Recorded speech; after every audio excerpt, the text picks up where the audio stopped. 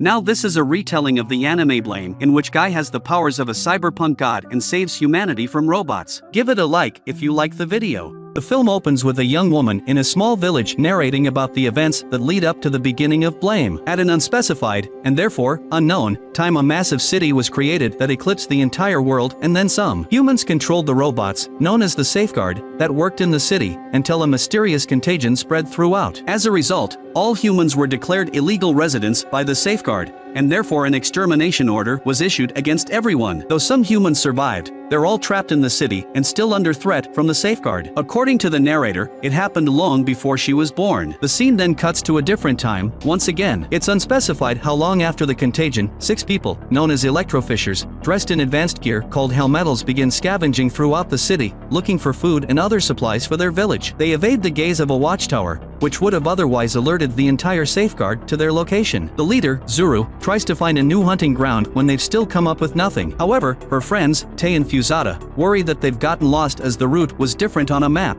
even though the map was way outdated. They then find an exit out of the city block they are in. When they attempt to go to another block, Tay trips and nearly falls, dropping some supplies and a spare battery in order to avoid falling to her death. While Zuru observes their surroundings, a massive builder suddenly appears. However, it doesn't attack them as builders are uninterested in humans. They then jump a massive gap to another city block and climb to the top of it. They go through a massive, open area that no one has yet explored before. However, security is still tight, with many watchtowers everywhere. The group regret their choice for going that far into the city, as the grown-ups have told them not to. Furthermore, they took their gear and left without permission from the village elder, Pops. Nonetheless, they decide to continue and search for some sludge, their food, for their starving village, as well as Tay's sister, Ito. They manage to successfully evade the watchtower and by luck, find a sludge pipe. However, the sludge pipe is completely drained and has nothing left in it. They accidentally go into the view of another watchtower, which sounds an alarm and sends several robots, known as exterminators, against them. One of the group members is attacked and decapitated by an exterminator. Realizing they're outnumbered and can't win in a fight, they decide to run. However, while Zuru just barely manages to evade some of them,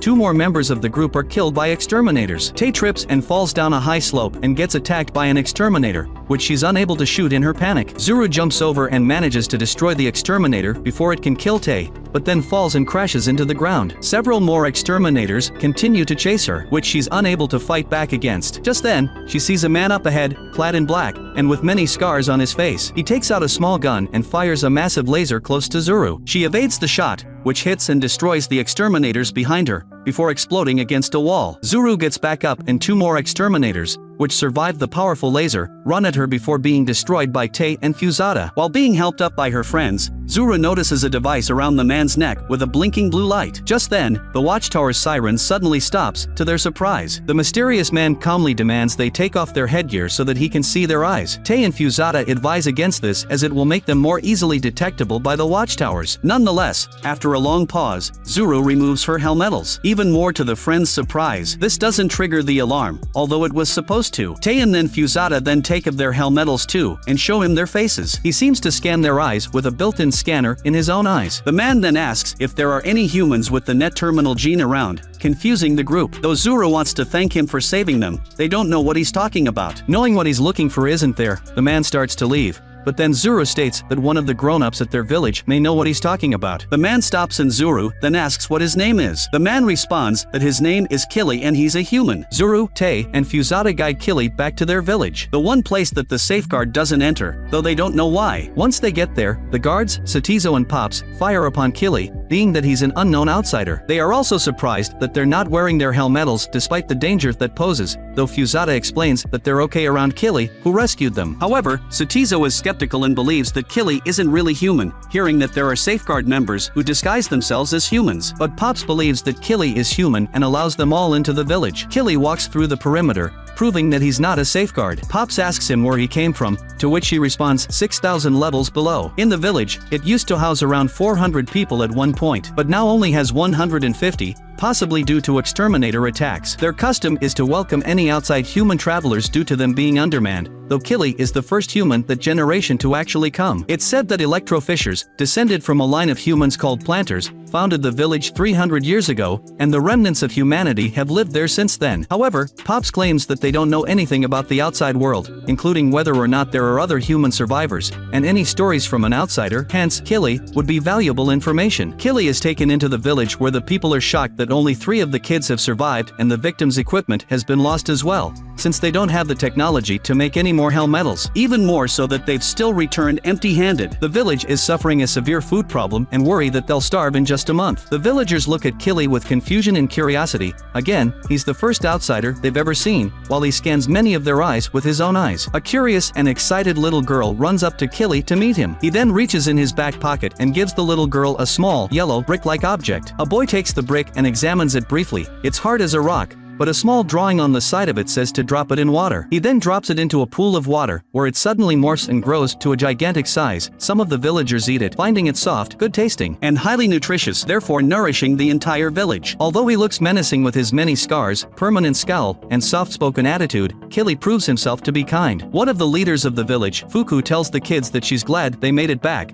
but asks them to not do it again. Pops then asks to talk with Killy in private, thanking him for feeding their village and asking Killy where he obtained that food. Killy responds that it's from 200 levels below, meaning that it's impossible to get any more, since not human has ever gone through one level. He once again asks for any humans with the net terminal gene, to which Satizo responds he's never heard of it. However, Pops then states that he has heard something about it, and that a rotting shrine beneath their village may provide some information. However, they've been told through generations to avoid it. Satizo even believes that there's a ghost that possesses in trespassers, and caused his grandfather to fall to his death on the way down. Nonetheless, Killy immediately starts walking away towards the rotting shrine without any word, to which Zuru, Pops, and Satizo reluctantly follow him. Upon going to the bottom of the perimeter, far below the village, Killy and the group find a strange, glitchy, red hologram of a woman that speaks very distorted and seems to be saying nonsense. Killy walks through the hologram, which immediately disappears, then lifts a massive piece of rubble, finding a decayed head of a woman underneath it. He picks up the head and slams it against the wall a couple of times,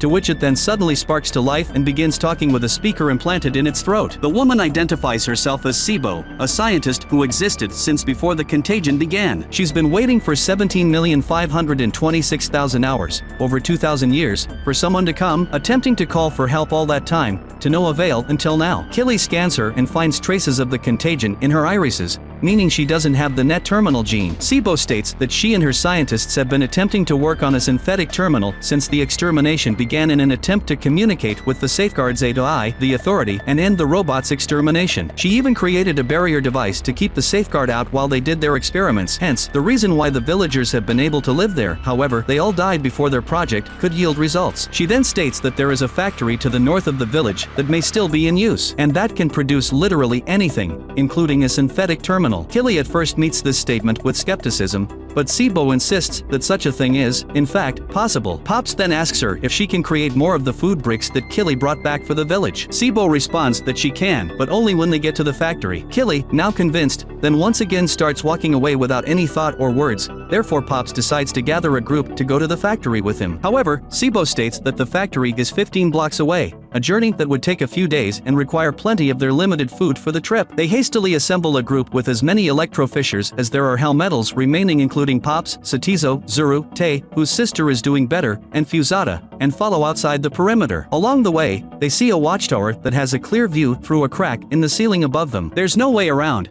but they then see Killy walk by it with no problem and without setting off the alarm. They follow him closely and find that they too have the ability to walk by the watchtower in full view without setting off the alarm, as long as they're behind him. Naturally, that night, they stop to rest in an abandoned apartment building, preparing gruel made out of sludge to eat. Buku offers some to Killy, who simply remains silent. Sibo states that his metabolism levels are different from a regular human, and that he rarely needs to eat at all. Not to mention that Sibo is still only an exoskeleton and doesn't need to eat either. The rest of the group talk about a strange, stinging smell that the safeguard emits, apparently smelling of ions, though Zuru doesn't remember the smell very well. As Killy sits awake and motionless, Sibo recounts the events before and during the contagion, wherein the safeguard suddenly lost control and declared all humans to be illegal residents. She and her scientist friends tried to do what they could, but she's the only survivor, as the rest of them have died. Along the trip, the group then come to a dark corridor corridor. Apparently, no one who ever went in there has ever returned back, due to exterminators. The group are fearful and reluctant to move ahead, until Killy then nonchalantly walks by, giving them more confidence as Killy and anyone who's close to him seem immune to the sensors of the safeguard. They come to the door of the factory, which Sibo then opens up with a code, allowing the group to go in. They find the inside of the factory to be a massive corridor with many empty experiment nodes and no exterminators in sight. Killy then puts Sibo on the main console in front of them at her request. She gains access into the factory and then activates a node which produces a massive amount of food bricks as promised to the electrofishers, who are overjoyed at the sight and start stuffing their backpacks with them. Sibo then begins to activate another node for the synthetic terminal which she wants Killy to get. However, she warns him that the last time she got that far into the system, things ended badly. Suddenly, while Killy walks to the terminal, Sibo seems to be having trouble before the entire system shuts down, to the worry of the group. The system then turns back on, and several nodes further away activate without Sibo doing anything, revealing that it has spawned several exterminators. The group hastily finish packing their packs and start firing at the exterminators, though Tay is forced to leave her pack behind to start running, and Sibo is knocked off and crushed by one of them. The group splits up and retreats towards the entrance to the factory while Killy stays behind to get the terminal. He fires his gravitational beam emitter at several exterminators before destroying a surviving one with a knife he carries, to the surprise of the retreating group. As the group attempts to regroup, Zuru worries when she doesn't hear back from Tay. A group member then shows up, but is immediately killed by an exterminator, and another member, Etsuji, is wounded in the leg after destroying it. Zuru then hastily asks the other member where Tay is, to which he responds that she was crushed by an exterminator. She hurries back to find Tay having survived the attack, despite a broken arm. The exterminator then jumps up at them before Fusada and Satizo destroy it in the nick of time. Fusada being as overjoyed as Zuru that Tay has survived. Back inside the factory, another node suddenly activates, and a humanoid-looking robot emerges. The group is then cornered in the outside of the factory by the safeguard, and are unable to destroy them all, whereas Killy is unable to fire his weapon, presumably because it needs to charge. Suddenly, when all seems lost, a laser beam shoots between the group and the exterminators, who seem to stop behind it. The savior is revealed to be the humanoid robot, who is in fact Sibo, who uploaded herself into the robot. She guides them to a train car that'll lead back to their village. However, the temporary barrier that she fired will soon wear off, and Etsuji asks to be left behind so as not to slow down the group, though Zuru refuses to do so. They all make it to the train car, which Sibo powers up. However, the barrier wears off, and some exterminators grab onto the train car as it moves. The group doesn't have enough spears to fight them all off. Sibo states her regret to Killy, as they have managed to get the terminal and food, but won't make it back. To this, as the group runs out of spears, Killy injects himself with something in the neck which seems to boost, but also weaken him, and fires a shot which destroys the rest of the exterminators, before then passing out. The group returns to their village with the unconscious Killy and the terminal, as well as Sibo in tow, though Tay seems to be acting a little strangely. Fusada walks Tay back to her home while the villagers treat Etsuji and any other wounded, while also being surprised at the tall and strong appearance of Sibo. Satizo doesn't know whether or not Killy's alive, but Sibo insists that he's just sleeping. They take him inside and let him rest. That night, the villagers celebrate the amount of food they've gotten and gather together for a party. Pops brings down the lights and leads a moment of silence for all the people they've lost, before allowing the people to continue eating. They now can become more nourished thanks to all the food bricks the group brought back. However, it's impossible to go back to the factory due to the vast presence of exterminators in it, though they've at least bought more time for the village and prevented them from starving for a while. Zuro goes to Killy, who's still sleeping, and talks to him. She states that Sibo's experiment may be successful and stop the safeguard once and for all, and asks if he will still continue his mission even if it does. She then pauses for a moment, and asks him if he could stay, having grown fond of him during their short time together. However, Sibo walks in and wakes Killy up, asking him to help her while she connects the synthetic terminal, as she cannot move and needs protection. As they leave, Zuru worries that her words fell on deaf ears with Killy, though Pops hopes that Sibo's experiment will work. Satizo meets it with skepticism, worrying that it will lead to another catastrophe as it did 2,000 years ago. Fusada decides to take some food to the injured Tay. Meanwhile, someone suddenly walks into the armory and takes one of the spear guns with them secretly. Satizo goes to Zuru, asking her if she talked to Killy, but Zuru simply states that she didn't and walks away, wanting to be left alone. Pops helps Fuku carry supplies to storage. They all then meet up on top of the common area and see Fusada walking by. Zuru praises him for being considerate and kind to Tay, but he states that Tay wasn't in her room. Suddenly, they hear a noise and see that it's Tay walking around and dragging a spear gun beside her. She aims off the side of the village while Fusada attempts to stop her. However, she fires the spear gun, which destroys the barrier generator protecting the village. Suddenly, the watchtower outside detects the village and sounds the alarm, and a powerful vortex generates around Tay, which cuts off Pop's arm when he prevents a shocked Fusata from touching it. The truth is then revealed: Tay did not survive the factory. Instead, a humanoid-looking robot scanned her before killing her, then disguised itself as Tay to infiltrate the village. The intruder reveals itself as an advanced safeguard named Sanaken, who is to infiltrate the village and terminate all humans. Fusata then reels further into shock and disbelief at this, therefore Sanaken aims its much more powerful gravitational beam emitter at him. Buku manages to push him out of the way, but is killed by the beam herself. Sanaken then turns its attention to the village members in the common area, firing through the roof and killing many of them. Killy and Sibo then notice Sanaken's destruction of the area, surprised that it got through the barrier. Sibo states that they should hurry, but Killy immediately starts running back to the village to protect them, leaving Sibo defenseless. Pops, Satizo, Zuru, and Fusata, who snaps out of his shock, manage to escape from Sanaken, who then turns its attention to the upper levels, contacting the watchtower for exterminators to kill the remaining humans, before then firing at the upper village, causing chaos up there as well. The electro-fishers gear up and get ready to fight the exterminators, though they run out of Helmetals and Satizo goes without one so that Zuru can have hers. Killy, still out of effective range of Sanaken, notices the electro-fishers struggling to fight the seemingly endless horde of exterminators. He detects the watchtower just outside the wall, then fires a shot at it, destroying the watchtower and the bridge to prevent any more exterminators from coming in. Sibo then reaches the rotting shrine and activates the synthetic terminal and connects herself to the network. Zuru runs out to help with defending the village, but is then stopped by Fusata, who's still in shock and denial over Tay's death. Zuru snaps him out of it, then runs ahead, giving him the last helmet towel to protect himself, leaving without one herself. Sanaken continues to cause more chaos throughout the upper village. Satizo sneaks around and shoots it in the head, but to no effect due to its advanced armor. Sanaken shoots at him, but misses, then goes in for another shot, only for a sudden large explosion to disrupt its detection system. Killy then appears through the explosion and punches it in the face, hard enough to throw it back. He then gets into a fight with it, destroying the floor beneath them, causing them both to fall a high height, yet still survive. Much to the surprise of Satizo, they get into another fight, wherein Killy's about to destroy Sanaken. However, it pushes him back and shoots off his right arm with its gravitation beam emitter, causing him to lose his own weapon, before they then fall from even higher. Killy and Sanaken crash onto the ground near the bottom of the village, while rubble and debris fall around them. Killy attempts to fight it with his knife, but is knocked down and beaten by Sanaken, who scans him and reveals that he's not a human, but a body stolen from the safeguard, possibly implying that he's a sentient safeguard, or a cybernetically advanced human.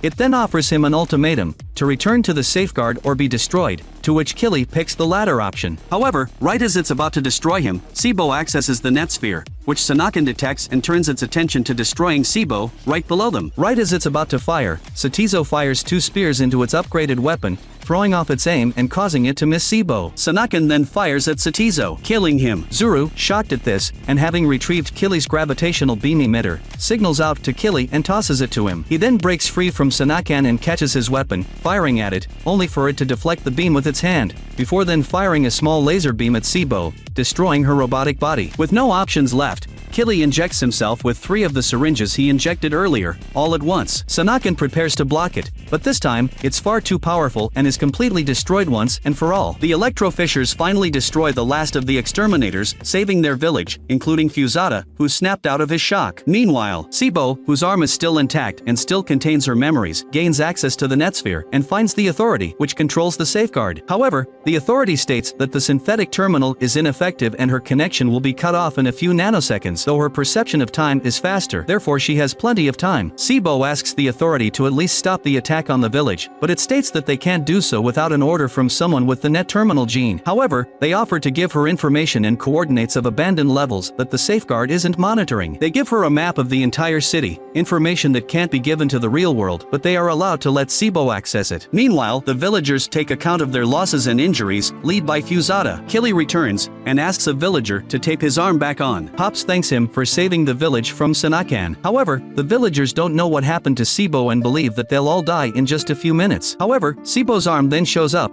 stating that the exterminators will show up again and the village is no longer safe. However, there is an abandoned level just below them with a descending lift nearby. The villagers decide to abandon their village and make for the descending track to the abandoned level. Along the way, Pops thanks Zuru for taking the kids out hunting, stating that her actions lead to the survival of their people. Once there, Sibo activates the lift. However, a watchtower detects them all and raises a silent alarm to the safeguard. Suddenly, it starts spawning a massive exterminator close to the villagers, who hurry and board the lift. However, Killy stays behind, despite Sibo's objections. Zuru asks Killy believe what he's doing, and after a long pause, he takes off his necklace and tosses it to her. Tearful, Zuru asks if they'll see him again. After another long pause, Killy responds that he's looking for the net terminal gene. Sibo, realizing he won't come, descends the lift. The massive exterminator then spawns behind Killy and is fires at it with his gravitational beam emitter, causing a massive explosion that engulfs and destroys it while the villagers watch. The narrator then comes back again, stating that was the last they ever saw of him. The narrator reveals herself to be the granddaughter of Zuru, as the villagers had arrived at the abandoned level and were able to create a new village and live in safety. She had been told all about Killy by Zuru. The city hasn't yet changed, meaning that a net terminal gene hasn't been found yet. However, the narrator has faith that Killy is still out there, looking for it. The final shot shows Killy going to the top of a city block, presumably continuing his search until he saves the human race. Thank you for watching. Do not forget to subscribe to the channel, because it is very important for the development of the channel.